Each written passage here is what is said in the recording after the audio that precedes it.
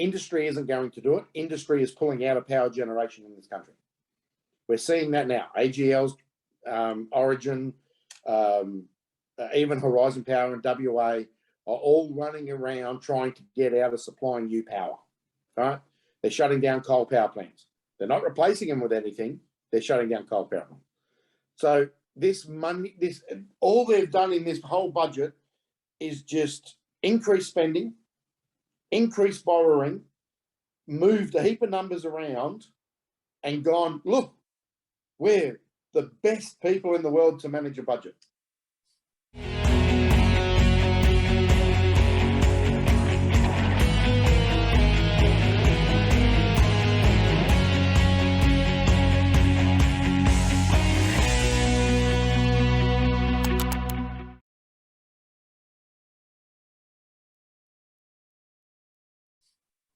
You know, a fifth grader who's got one of those little metal piggy banks from the Commonwealth Bank. Remember those little, maybe some of you are too young, but, you know, Commonwealth Bank used to have these little money boxes that you gave you at school to put money in that you would start saving.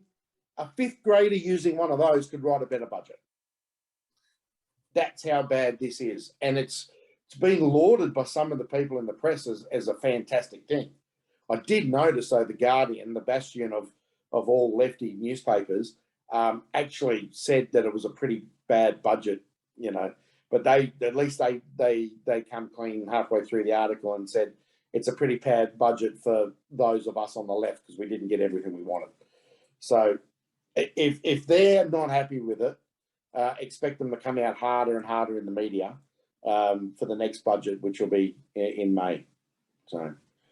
I mean, if they're planning to spend more money than what they're earning, then they're also borrowing money on top of that. Where are they going to look to actually make that money back? Is it going to be by increasing taxes? Is it going to be by printing more money? Or what's your opinion? Yeah, they're going to have to increase taxes, and they won't. So my view is the stage 3 tax cuts will be dead and buried. They will find some way of getting rid of them. And say that they haven't broken a promise. Now, we all know that is crap, because really what the stage 3 tax cuts do is, yes, they give some people at the top end of town some tax breaks, but they're also paying the most tax. You know, the 5% at the top pay 80% of all income tax. So, yes, they should have some. You know, we should actually be going out in the street and thanking all these people, you know, for basically paying for all the services that Australians get to use. The biggest problem with not implementing the stage 3 tax cuts is it means that with inflation and the drive to increase people's wages, it's going to move people up and create bracket creep, which means you're going to end up paying more tax by stealth. So they're not going to increase your taxes, but because they're driving this real wage policy to drive everyone's wages up, you know, minimum wage here and that there and all that, yeah, it sounds good. But at the end of the day, you're going to take home less money because you're going to move from, say, the 20 cent or 18 cent tax bracket to the 27 cent tax bracket, or you're going to move from the 32 cent tax bracket to the 37 or whatever the tax brackets are now. That is not good. That's how they're going to drive more taxation. They'll do it by stealth. They'll also do things like increase tobacco taxes. They'll increase alcohol taxes. They'll, and a lot of those are done at the state level, but they will. That's how they'll do it. They won't say that they're going to directly spend. So I think at the moment,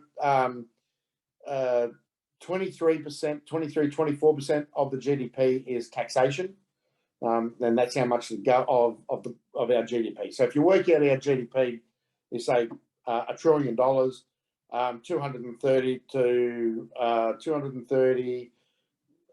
250 billion is from income tax. The rest of it is made up. So revenue 600 billion, the other 370 billion is coming from mining royalties and all that sort of stuff.